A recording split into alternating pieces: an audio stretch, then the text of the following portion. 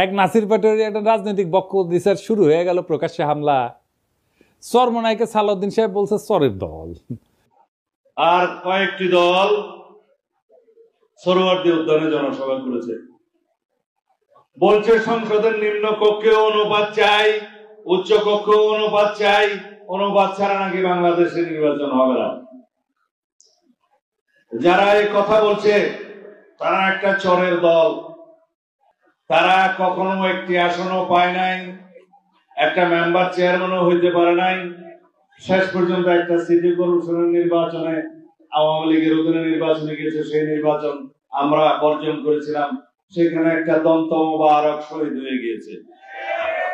যুদ্ধ ছাত্রদের মুতে ভাসিয়ে দিতে চাইছিল। এগুলো কি?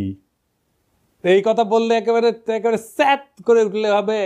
16 বছর চৌধনের উপরে থেকে সালাউদ্দিনের মতো নেতারা ছাড়া হয়ে গেছিল।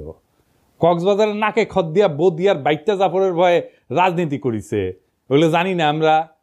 আর আজ জুলাইয়ের এক তরুণের রাজনৈতিক বক্তব্যের জবাব দিচ্ছে গায়ে হাত তুলিয়া, গাড়ি বাওয়ারে হামলা কইরা, পথসভার মঞ্চ ভেঙে দিয়া। এই বিএনপি বড় বড় নেতারা খুব হুঙ্কার দেয়, কিন্তু শহীদ সালাউদ্দিন কাদের চৌধুরী ফাঁসির পরে সারা দেশে একদিন হরতাল দিতে পারে নাই। চট্টগ্রামে আধা বেলা হরতাল ডেকে দায়িত্ব সারিছিল, এখন এদের র্যাডম বেরিয়েছে, আর্কিউলিস হয়ে গেছে।